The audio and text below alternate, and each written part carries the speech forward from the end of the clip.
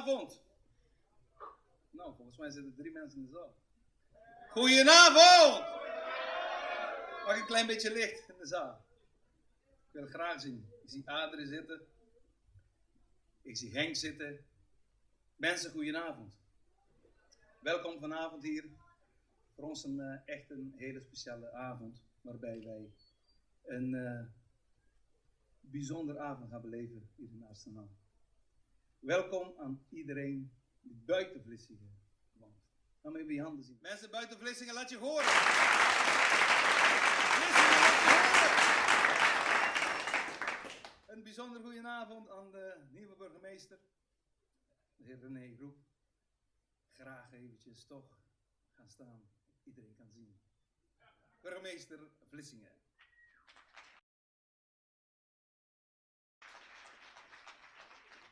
Welkom voor een grote voorbeeld voor ons hier in Nederland, de heer Raymond Labat Jr. van Stichting MAAP.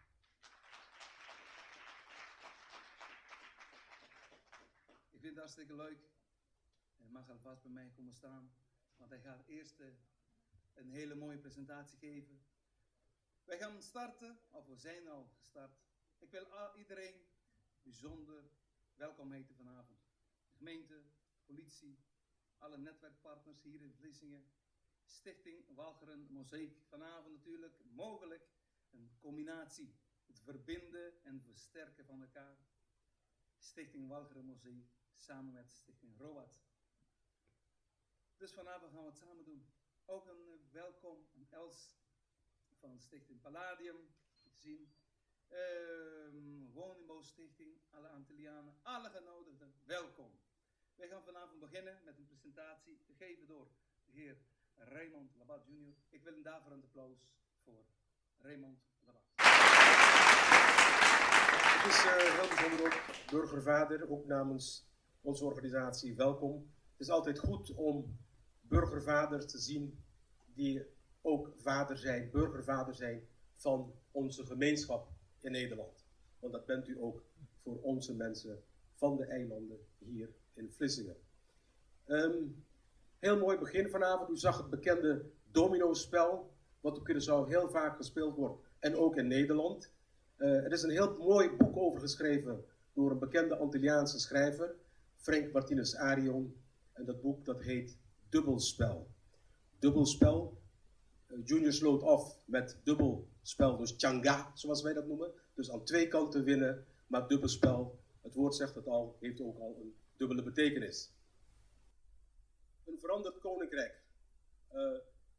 Vanaf 10-10-10 vorig jaar is er behoorlijk wat veranderd binnen het koninkrijk. Ik ga proberen u in een snelle of een vogelvlucht door te nemen wat er allemaal gebeurd is. Ik sta hier met u toe te spreken en ik wil toch even stilstaan bij mij als persoon. Ik ben Antilliaan. En dat heb ik bewust gezet tussen aanhalingstekens, want de Nederlandse Antillen die zijn ontmanteld 10-10-10. Daarnaast ben ik een Curaçaoenaar. Ik ben een Caribisch product, ik ben een CARICOM boy. Ik ben Nederlander. Ik heb ook een Europees paspoort, dus ik ben ook Europeaan. Ik heb in mijn leven de kans gehad, ik heb in 8 verschillende landen gewoond door mijn beroep en daardoor ben ik een wereldburger geworden. Al deze punten die hier staan, dat zijn van mij. Ik ben Antilliaan, ik ben Curaçaoenaar, ik ben CARICOM. Dat zit allemaal tussen mijn oren en dat kan niemand die hier in de zaal zit of die daar buiten loopt van mij afpakken. Dan heb ik nog een laatste, wat vraagtekens, maar daar kom ik aan het eind van de presentatie even op terug. De Nederlandse Antillen zijn ontmanteld op 10-10-10, dus 10 oktober 2010. Maar de Antillen die bestaan nog steeds. De Antillen zijn de eilanden vanaf Trinidad, voor u dan rechtsonder in beeld, tot en met Cuba. Dat zijn de Antillen. En die zullen altijd blijven bestaan. De meeste van ons staan niet stil bij de benaming Antillen. Waar komt de naam Antillen vandaan? Dan moeten wij een stap maken naar het Frans. Les Antilles, les Antilles. Antilles, de voorliggende eilanden. Anteislas in het Spaans. Dat zijn de landen, dus de eilanden die voor de noordkust van Zuid-Amerika liggen. En de ontdekkingsreizigers, die hebben die eilanden les Antilles genoemd. In de tijd spreekt u ook over, 's morgens is het AM en 's middags is het dus antiberidien en postberidien, ervoor en daarna. Dit zijn de voorliggende eilanden. De Nederlandse Antillen, dat noem ik nog bewust de Nederlandse Antillen van voor 1985, bestonden uit 6 eilanden. De ABC, Curaçao, Aruba, Curaçao, Bonaire en Curaçao. En de 3 Engels sprekende eilanden Sint Maarten, Sint Eustatius en Saba. Even heel snel, waar komen de namen vandaan? Aruba, dat komt uit het Arawaks, dat is tweede, dat is Aroa. Bonaire spreekt voor zich, dat is verse lucht. We hebben de Noordoostpassaat, die van het noordoosten aankomt. En het eerste eiland van de benedenwindse eilanden, die de wind krijgen, die krijgen dan een verse wind, dus het bond air, frisse lucht. De naam Curaçao heeft 3 verschillende verklaringen. De eerste verklaring is dat het Coração is, uit het Portugees, dus van je hart. Ten tweede, Coração ook uit het genezen, de tijd van de zeilers in de 15e en de 16e eeuw. Die hadden vaak last van scheurbuik, dus die kwamen dus aansterken op Curaçao. Dus dan noemde men het eiland ook eiland Coração om te genezen. Een derde verklaring is Cura Asado. Cura Asado, letterlijk vertaald, betekent de gebakken priester. Men vertelt, er gaan verhalen doen de ronde, dat de eerste missionaris die daar voet aan wal zetten, door de Indianen in een grote pot gezet is en gekookt en gegeten is.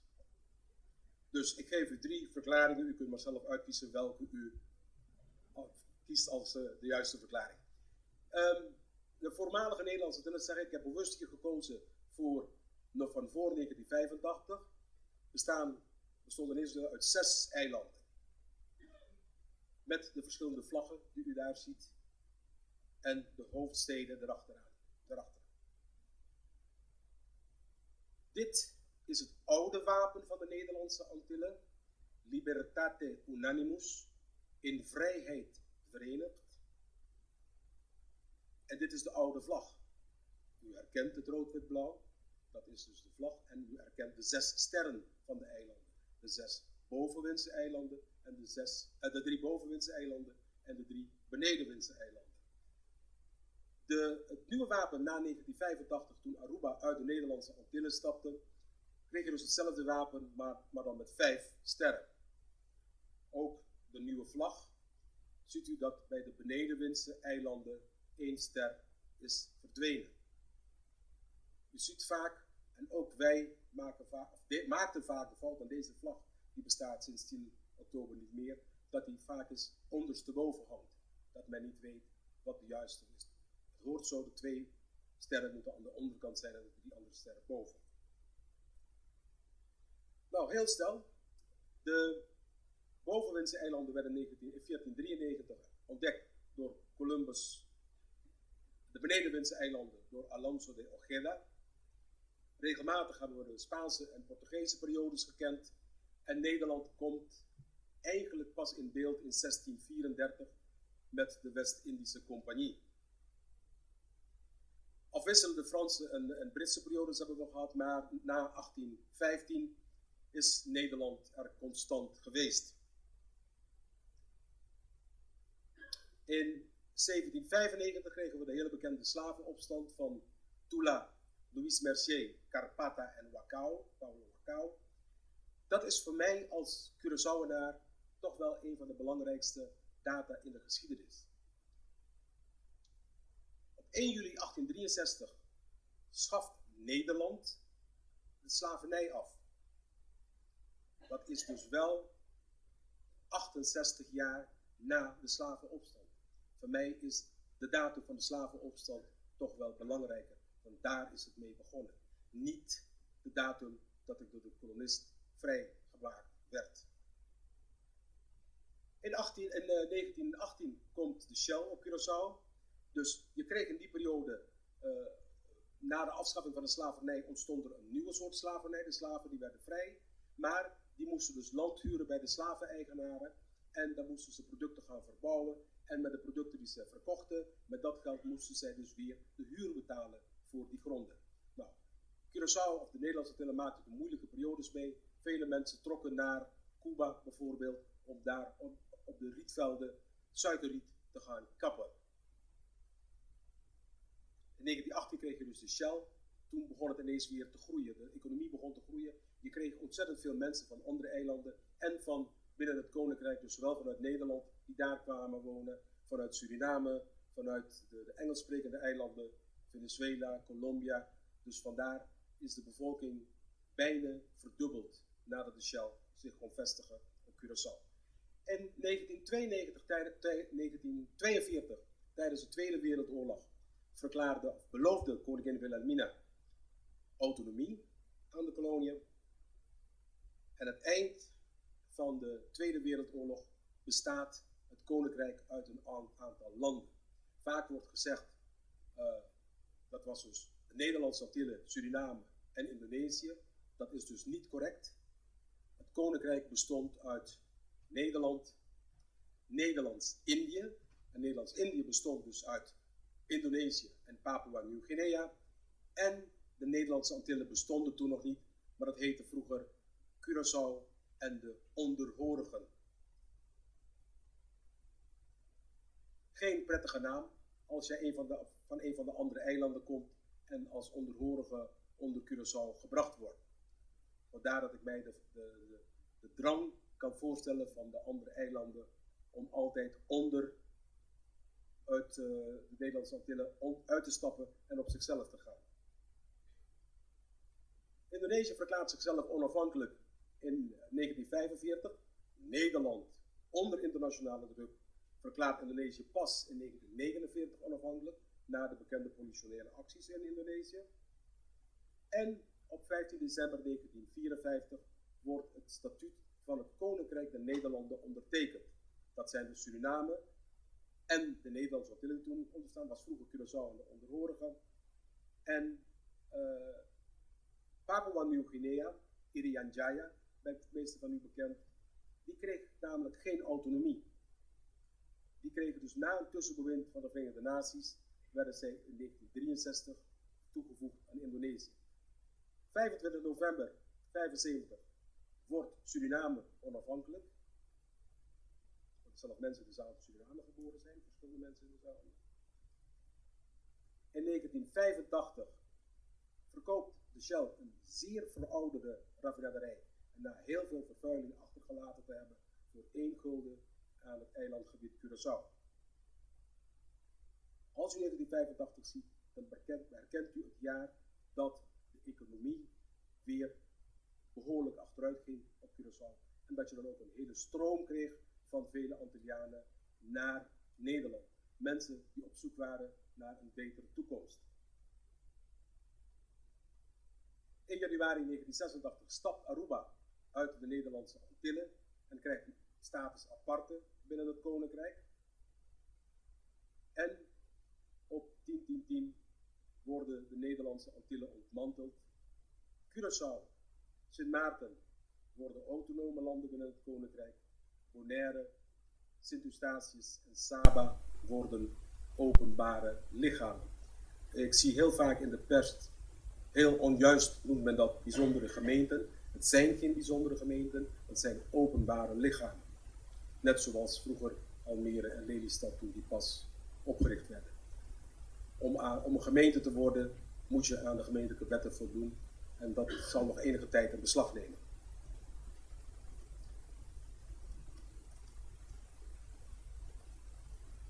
Ik begon u te vertellen over de verschillende benamingen waar ik heel trots op ben. En de Nederlandse Antillen bestaan niet meer. De Nederlandse media, en dat durf ik hier te zeggen, de Nederlandse media en Politiek Nederland heeft goed gebruik gemaakt om Antillianen, of de naam Antilliaan, toch een negatieve inhoud te geven. Ik ben in 1970, toen ik in Nederland kwam studeren, wist ik niet dat ik Antilliaan was. Ik was Curaçaoenaar en mijn neven en nichten waren Arubanen, die waren daar geboren. En toen ik in Nederland kwam, werd ik Antilliaan genoemd. Toen realiseerde ik pas toen ik terugging naar de eerste vakantie van hé, ik ben Antilliaan. Ik wil Vlissingen oproepen om de Antilliaanse en Arubaanse gemeenschap tot het verleden te laten behoren. Antilliaan heeft een negatieve invulling. En ik wil ons vanaf vandaag, althans in Vlissingen, de Cambus-gemeenschap noemen. En waar staat de Cambus-gemeenschap voor? Cambus, dus de eerste drie letters, Curaçao, Aruba en Sint Maarten. Dat zijn de drie eilanden die samen met Nederland het Koninkrijk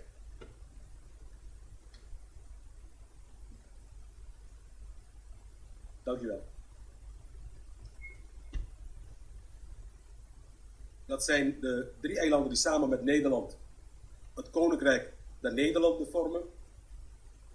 En de BES-eilanden Bonaire, Sint Eustatius en Saba, zoals ik al eerder zei, dat zijn openbare lichamen van Nederland. Moet u vragen waarom deze volgorde? De volgorde CAM is bewust gekozen op grootte van de eilanden. Curaçao is groter dan Aruba en Aruba groter dan Sint Maarten. En bij Bonaire, Eustatius en Saba precies hetzelfde.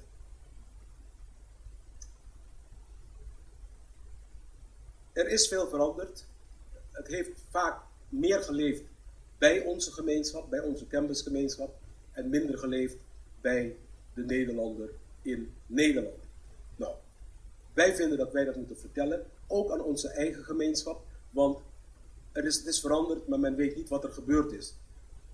Blijf ik Nederlander? Blijf ik mijn Nederlands paspoort behouden? Kan ik teruggaan? Kan ik daar weer gaan wonen op de eilanden? Mensen die daar zitten, die vragen zich af, nou, mijn kinderen die willen gaan studeren, kunnen die vrij gaan studeren in Nederland? Ja, dat kan allemaal.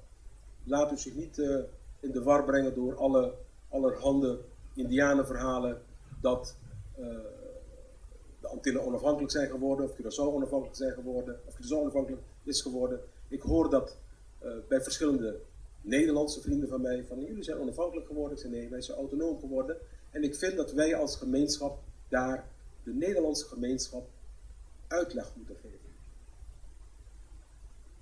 Er wordt veel gesproken in Nederland over integratie. Integratie werkt twee kanten op. Ik heb ooit aan een minister in Den Haag gezegd van u kunt miljoenen gooien voor besteden aan de integratie, maar als er niets gedaan wordt aan de lokale mensen hier, dan zal integratie niet werken.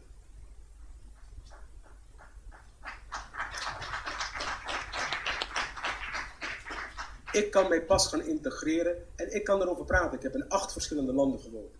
Ik heb me 8 keer moeten aanpassen. Ook toen ik in 1986 terugging naar mijn geboorte-eiland, moest ik mij weer gaan aanpassen. Ondanks het feit dat ik Nederlander ben. Of Curaçaoenaar ben. Moest ik mij aanpassen. En ik kan me pas gaan aanpassen als mensen zich in mij interesseren. Want dan kunnen we gaan vertellen, wat doe jij, wat eet je, welke muziek vind je leuk, welke sport vind jij leuk. Ja, ik ook. En kijken wat jouw gemeenschappelijke punten zijn. Waar vind je elkaar? En daar waar je elkaar vindt, daar bouw je op verder. Het is jammer genoeg. Ik kwam bij een collega, burgervader. Ik kwam bij een collega van u in een van de grotere steden. En die zei van ja, de Antilliaanse gemeenschap die is zo wisselend. Men verandert zo gauw, organisaties veranderen zo gauw. Toen liet ik hem uitspreken en toen stelde ik hem de vraag. Ik zeg kijk, toen was ik pas 1,5 jaar voorzitter van de MAAP. Ik was 1,5 jaar voorzitter van de MAAP. Ik heb 3 verschillende Antillianenbeleiden meegemaakt. Ik kwam binnen, ik had te maken met het bestuurlijk arrangement Antilliaanse risicojongeren. 2009 kreeg ik te maken met een overgangsjaar. En daarna, vanaf 2010, kregen wij het nieuwe Antillianenbeleid van oud-minister Eberhard van der Laan, nu burgemeester in Amsterdam. Ik zeg, en ik heb ook verschillende ministers meegemaakt. Ik kwam binnen, ik leerde Ella Vogelaar kennen. Ella Vogelaar ging weg, ik leerde Eberhard van der Laan kennen. Eberhard van der Laan ging weg, ik leerde Middelkoop kennen. Middelkoop ging weg, ik heb nu te maken met 2 ministers. Opstelten en Donner. Hoe bedoelt u, wij veranderen snel? Ja, maar de ambtenaren die zijn wel constant op hun plaats. Ik zeg, zal ik u alle 7 opnoemen die ik in 1,5 jaar heb meegemaakt? Dus nogmaals, het werkt aan beide kanten. Wij moeten elkaar vinden. Wat ik wel zeg als Curaçaoenaar, op het moment dat je in Nederland woont, moet jij jou hier aanpassen.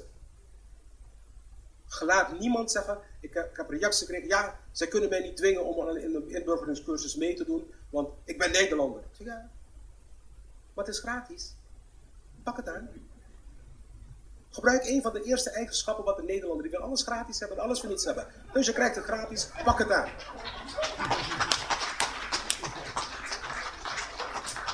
Je krijgt een kans om je Nederlandse taal te verbeteren. Je krijgt een kans om je beter... Nederland is een goed land, laten we dat heel duidelijk stellen. Maar als je met een onvoldoende startkwalificatie naar Nederland komt, dan laat diezelfde Nederland jou keihard vallen. En dat geldt niet alleen voor onze campusgemeenschap, maar dat geldt ook voor Nederlandse jongeren zelf. En ga niet zeggen, ja, ze geven mij geen gelijke kansen. Ga niet zitten wachten. Niemand gaat jou die kans geven. Die kans moet je aangrijpen.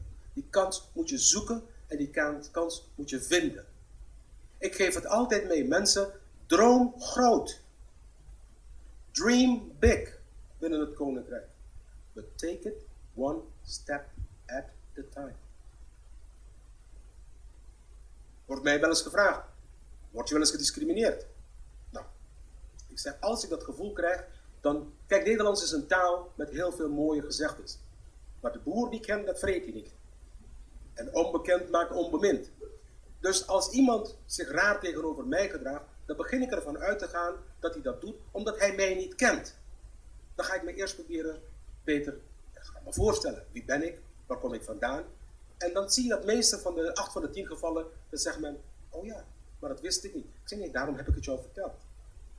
Als wij dat nou als gemeenschap meer en meer gaan doen, dan zijn wij ook bezig het koninkrijk te veranderen. In de positieve zin. Je gaat je inburgeren, maar laat niemand jouw taal en jouw cultuur van jou afpakken. Dat is van jou. In Amerika worden per dag 300 nieuwe Amerikanen ingezworen.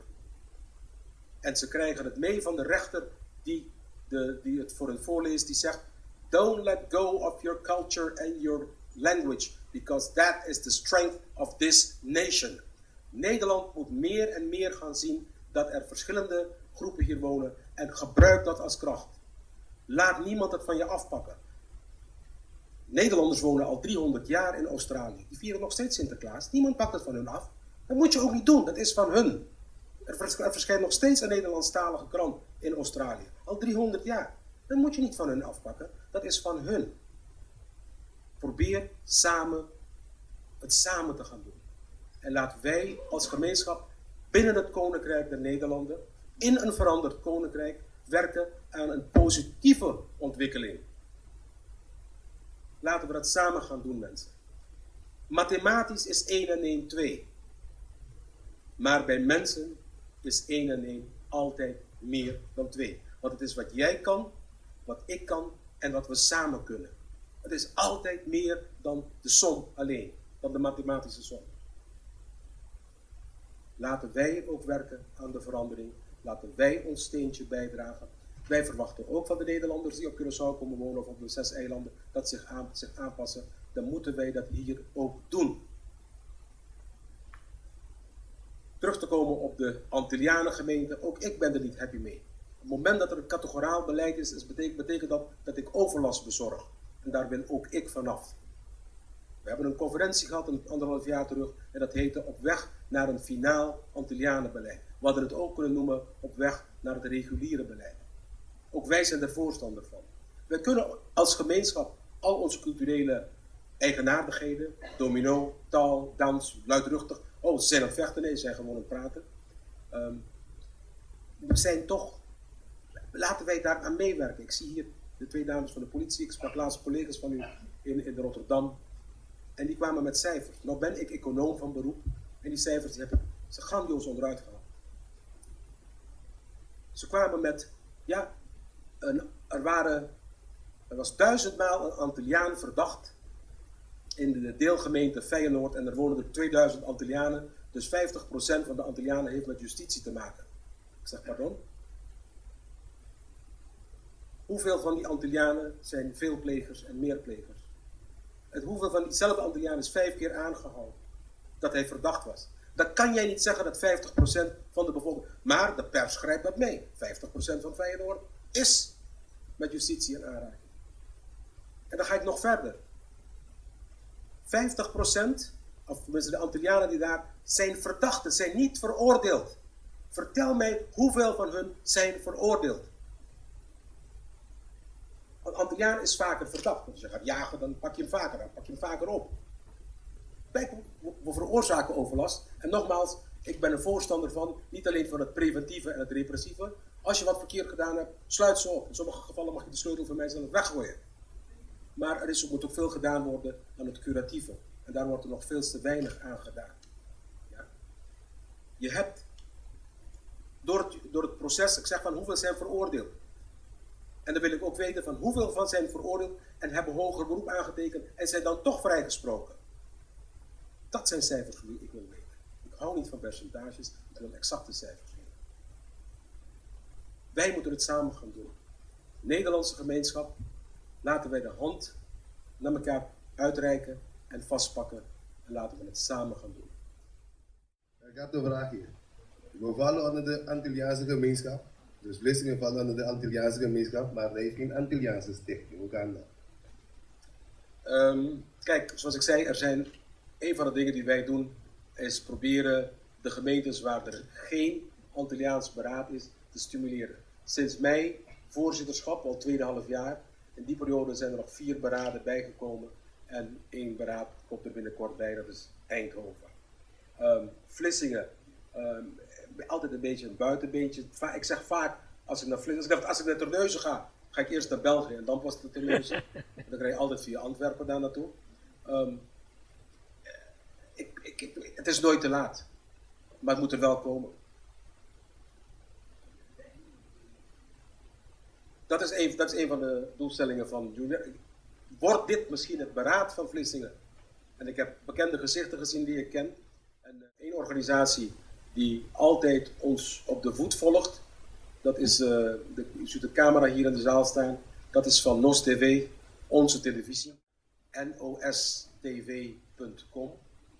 Die volgen en die brengen het goede nieuws. Zoals ik zei, Nederlandse media die brengt zelf het slechte nieuws. Het goede nieuws wordt door NOS TV gebracht. Vlissingen heeft wel heel erg lang een Antilliaanse organisatie gehad. Vroeger was het de SSAA, Surinamers en Arubanen, en Stichting Surinaams, Arubanen en Antillianen. En later werd het Stichting SAAM, Stichting Arubanen, Antillianen en Molukkers. En die hebben zich behoorlijk ingezet ook voor het hele Zeeuwse, Middelburg-Vlissingen. En ik heb er zelf bijna 8 jaar lang projecten gedraaid, dus het is niet nooit iets geweest. Nee, dat klopt. Er zijn inderdaad, zoals andere gemeentes, zoals Tilburg en Eindhoven, daar waren er ook organisaties, maar vaak door het vertrek van bepaalde mensen, dan zie je het wel eens verwateren. En de bedoeling is nu dat we dat weer gaan oppakken en toch eenheid proberen te vormen met het platform van die Antilliaanse Arubaanse beraden. Ja? Ja, ik moet nou zeggen, we waren een stichting, maar het is nooit een Antilliaanse stichting geweest. Het is altijd een Surinaamse Antilliaan, Antilliaanse Molukken, Antilliaanse Bonaireaan. Ik wil praten over een Antilliaanse stichting. We zijn toch Antillianen, Curaçao en dat. Cambus toch? Cambus gemeenschap. Dus dat wil ik. Ik wil een Cambus gemeenschap stichting. Geen Surinaamse mix met Molukken. Dat was mijn mening. Ja. Ik wil toch even ik kan me voorstellen dat u dat vindt. Ik kan dat goed begrijpen. Aan de andere kant zeg ik van ja, het was geen beraad dat hier was. Het was een stichting, het was geen beraad. Als er beraden zijn, zijn dat dus altijd wel AA-beraden, Antilliaanse Arubaanse beraden. Maar als het om stichtingen gaat waar je met andere doelgroepen werkt, dat ga ik niet uit de weg. Want wij praten ook heel vaak met Marokkaanse organisaties, met Turkse organisaties, met Surinaamse organisaties. Per slot van rekening samen zitten wij toch hier in Nederland. Dus we moeten toch kijken naar het multiculturele. Als het om het beraad gaat, ben ik het wel met u eens. Als het gaat om stichtingen, dan mag het voor mij zo multicultureel zijn als maar kan. Met Russen, Japanners en Chinezen erbij.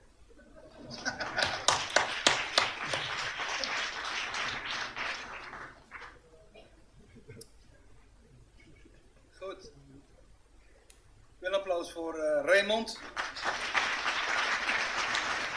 En ik ben heel blij. Ik ben hartstikke blij te horen. En die stem die klonk me heel bekend te me horen net. En ik wil jou ook motiveren. Meneer daarboven in de pet. Vorige week zijn we begonnen met gesprekken. Jij bent gemotiveerd en ik hoop dat jij een van de karttrekkers gaat worden. Een voorbeeld geven, want jij kan het. Je hebt vanavond bewezen dat te kunnen. En als een van de Antillianen sta je vanavond op. En je hebt de ondersteuning van ons allen. Het gaat goed komen. We gaan verbinden en versterken.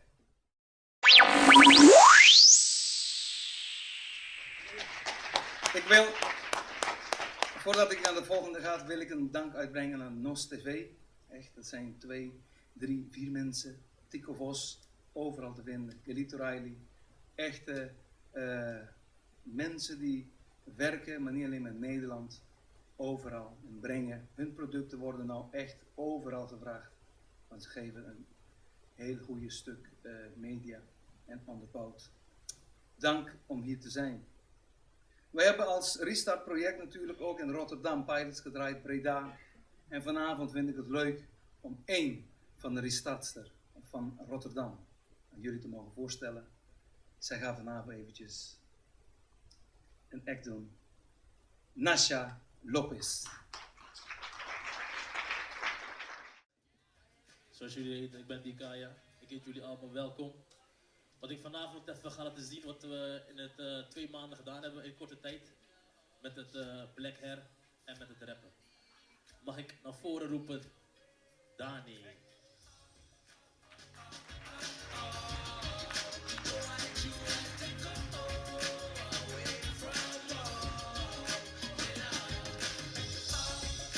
Oké dan.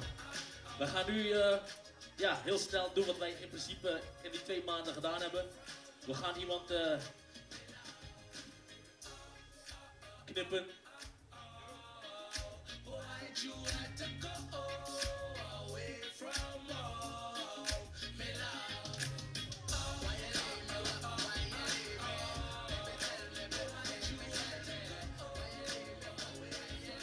Wat hij nou aan het doen is het haar aan het kammen, zeg maar.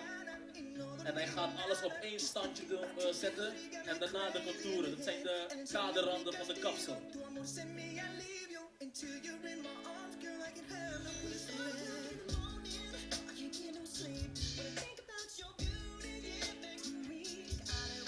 Dames en heren, deze jongeman heeft in eigenlijk 2 maanden de basis geleerd van het black hair knippen.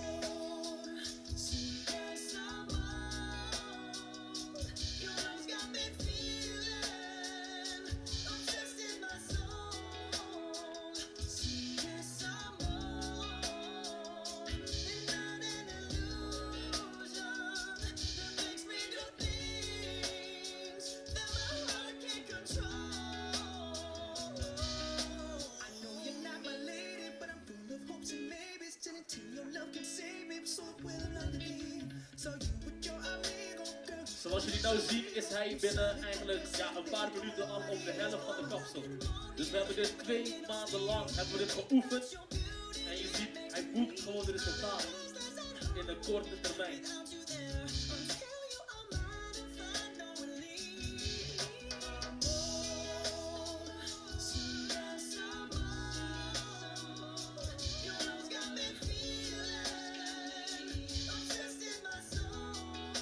Hij gaat het haar nu.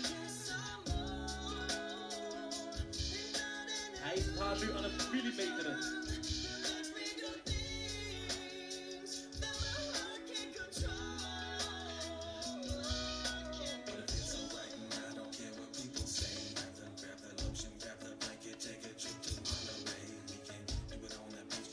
Ook hebben we de jongeren gewoon geleerd om samen te werken en structuur in te brengen in alles wat ze doen en laten. En heel het gebeuren met de workshops.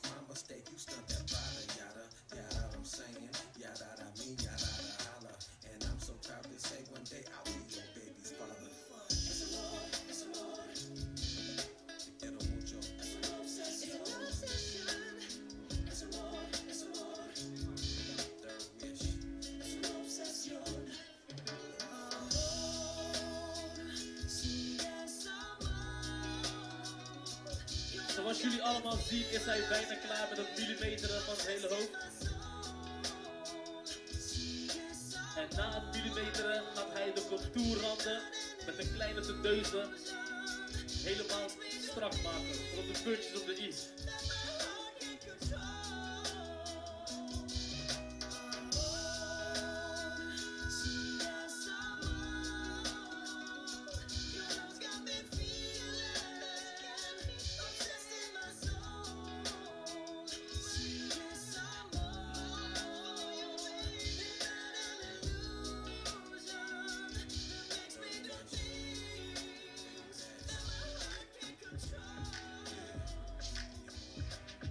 Deze jongeren die hebben leren knippen, die gaan binnenkort voor proef draaien in de kapperszaak. Waar ze nog meer van het vak kunnen leren en nog meer ervaring op kunnen doen. I'll take you to the candy shop. One more taste of what I got. I have you spending all you got. Keep going till you hit the spot. You can have it your way. How do you want it? You gon' back that thing up or should I push Nu up gaat on hij it? over naar stap 2. Okay, let's go to the next level. Dance floor jam packed, hot as a tea kettle. I break it down for you now, baby. It's simple. If you be an info, I'll be an info. In the hotel or in the back of the rental, on the beach or in the bar, it's whatever you into. Got the magic stick. I'm the love doctor. And your friends teasing you about how I sprung. I got you. When you show me you can work it, baby. No problem. Get on top and get the bounce around. Hij begint met het contouren al op de voorhoofd en hij gaat dadelijk hier een hele strakke rand maken. Play with the stick. I'm trying to explain, baby, the best way I can. I'm melting your mouth, girl, not in your hand. I take you to the candy shop. I let you lick the lollipop. Go ahead, girl, don't you stop. Keep going till you hit the spot. Whoa. I'll take you to the candy shop.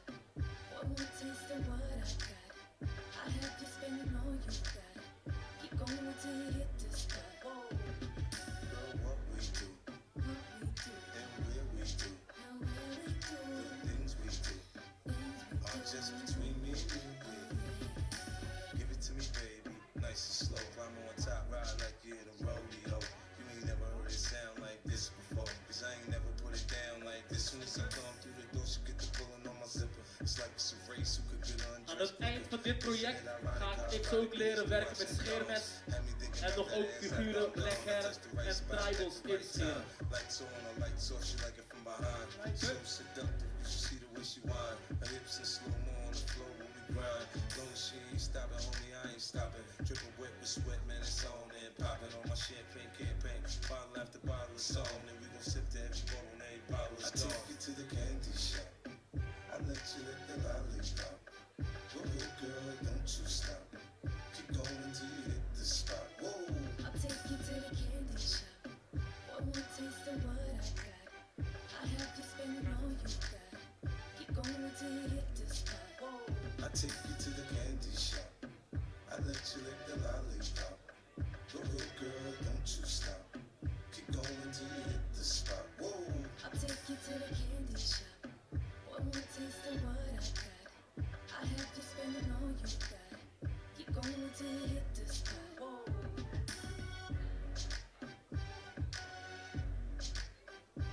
We hebben nog 1 stuk te gaan op de contourlijn.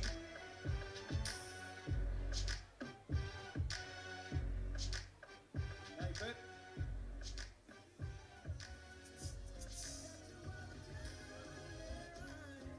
Yes, I did. So I packed it up and brought it back to the crib. Just a little something, show you how we live. Everybody want it, but it ain't that serious. That's that ish. So if you gon' do it just like this. Even. Dames en heren, hij is al bijna op het eind en ik weet niet of jullie je klokje in de gaten hebben gehouden. Hij heeft er nauwelijks een kwartiertje over gedaan. En op een gegeven moment is het de bedoeling dat hij het gewoon nog sneller kan en nog beter. En nog meer modellen natuurlijk.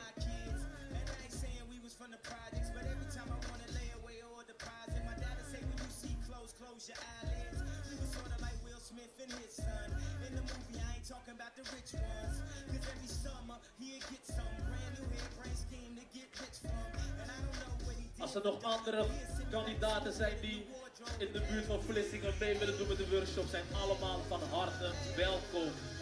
Want het is de bedoeling om over een paar weken, gewoon 2 weken ongeveer, plus minus, allemaal richting de kazerne te zien.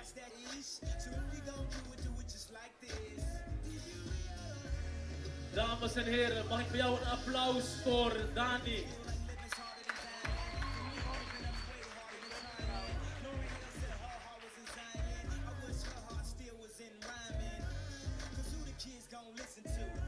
Hij spuit nou alcohol om het te ontsmetten. Ook kappers moeten hygiënisch werken.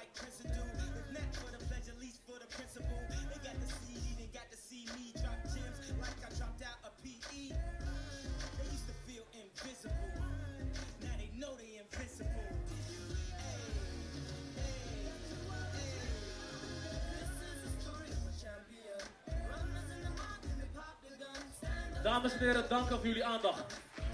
Dat is een ware genoegen. We zijn zo straks terug met een andere groep voor de workshop. En dan gaat de tent helemaal los. Tot straks, dames en heren. Mensen, daarvoor een applaus. En ik moet zeggen, Daniel, eventjes bijkomen. Ik moet even zeggen, mensen, voordat we naar de pauze gaan. Daniel is de eerste jongere waar ik contact heb gemaakt hier in Vlissingen. Eerste jongen wat ik gesproken heb binnen Bossenburg. En hij is erbij, hij blijft erbij. Goeie talent. Dankjewel. Stichting ROWAT, project Restart. Wij zijn gevestigd op de Adriaan Koortelaan nummer 1A. Woensdagochtend van 9 uur tot 1 uur. Donderdag van 12 uur tot 9 uur. En vrijdagochtend van 9 uur tot 1 uur. Ik hoef niet 2 keer te zeggen, weet bij deze, je bent. Jullie zijn welkom, ja. Dus ik ga morgen niet vertellen, ik heb het niet gehoord. Papiamento Chonang, Jarasong, Meinta, Nueva Un, Jaweb de Sorpochor, Javierne Meinta, Nueva Borp, om Norbini Dalun Coffee. Zeker nog eens naar Adriaan Korteland, een Bosanta. Bosanta? Oké, super. We gaan verder. En voor mij een eer nu de volgende zanger te presenteren hier. Es iemand, Shona, por favor, la Gan queda liber. Tito, por favor, tú rende con naam, por favor, bij de tribune. Het is iemand die wij heel lang in het vak kennen, in de Antilliaanse gemeenschap. Het is voor mij ook een voorbeeld geweest, nog steeds. Ik wil vanavond jullie presenteren een van de grootste zangers uit Curaçao. Ik ga 2 nummers doen. In het eerste nummer werd ik zelf mee verrast net, maar daar gaat hij zelf iets over zeggen. Even handjes bij elkaar voor one and only Wing Coffee.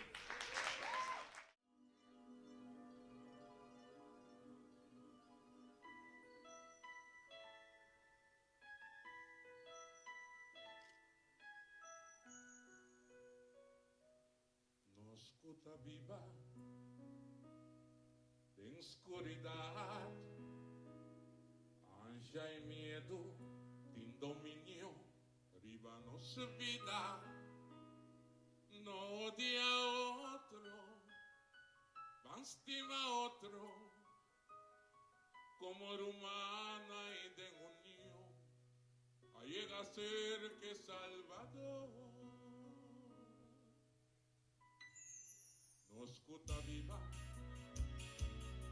en tentación, os nandi mundo de influencia, viva nossa vida, van a aceptar Cristo de nossa vida, tapa triunfo segura e para a eternidade. Van a ser nos mana, no Señor, permite Señor, me toca de nos corazón, huye fe, nos da a la vez, como nos trata el Creador.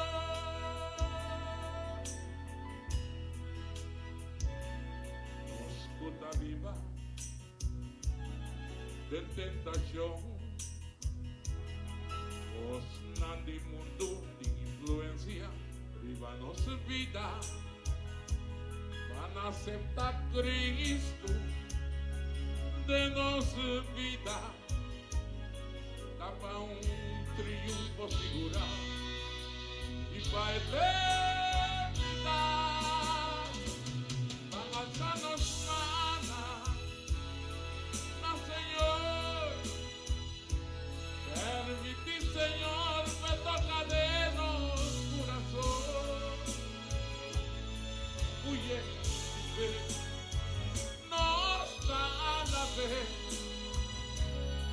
como nos trata, como es más grande el Creador. Van a darnos mana, no Señor, permite Señor, te toca de nos corazón, huye y fe, nos da la vez,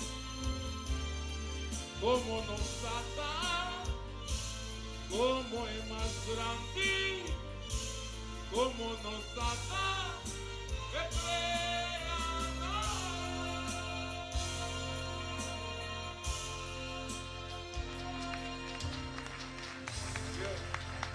Ring Café. Gracias, dank u. Ring Bedankt, Café. dank u. Ring, ik vind het heel leuk dat je vanavond hier staat. Dank u En ik wel. moet zeggen, lieve mensen, het is voor mij een hele verrassing geweest. Toen ik Creador hoorde, dus de schepper. Meer verrast werd ik op het moment dat ik realiseerde dat ik Creador het eerste nummer is dat ik opgenomen heb op een cd. En ik wil jou bedanken vanavond dat hier te hebben gezongen. Dank je wel. Dank u wel. Dank u. Oké.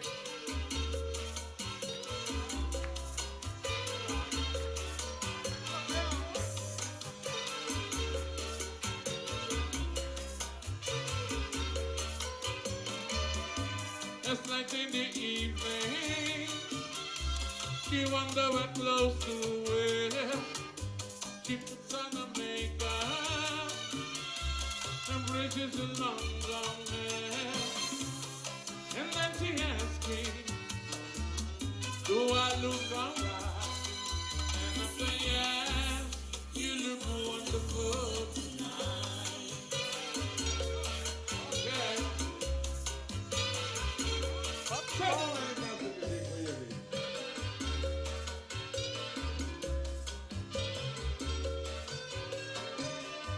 We go to a party and everyone turns to see that beautiful lady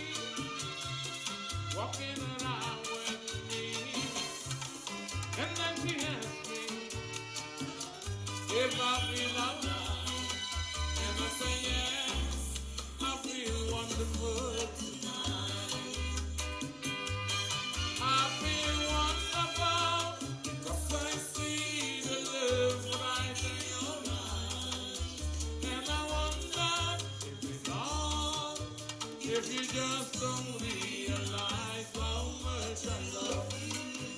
From the bottom of my heart, baby. From the bottom of my heart.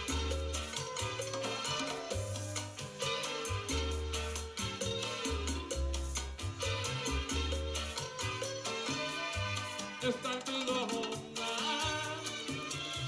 And I have a headache, oh baby. So I give her the car keys. And she has me to bed.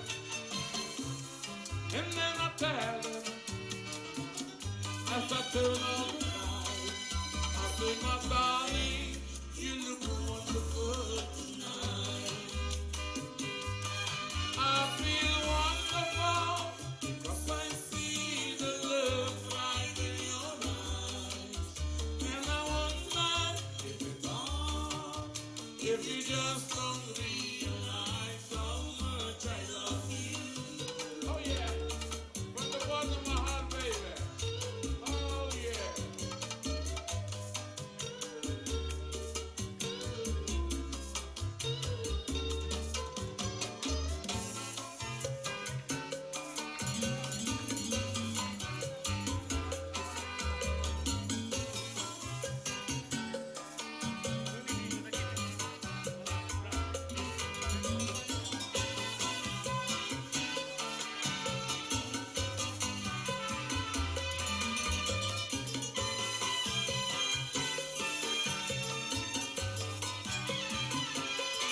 I feel wonderful because I see the love right in your eyes.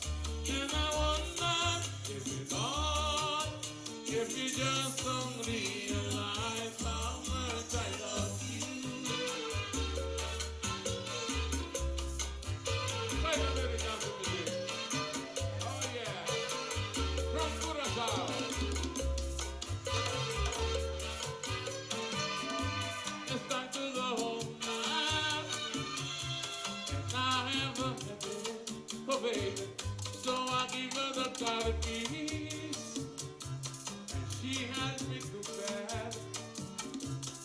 And then I tell her, as I turn on the light, I say, my darling, you look wonderful tonight, oh baby. I say, my darling, you look wonderful tonight. Yes, baby. I say, my darling, you look wonderful tonight. From the bottom of my heart, I say, my darling, you look wonderful tonight. I say, my darling, you look wonderful tonight. Oh yeah. Thank you. Thank you.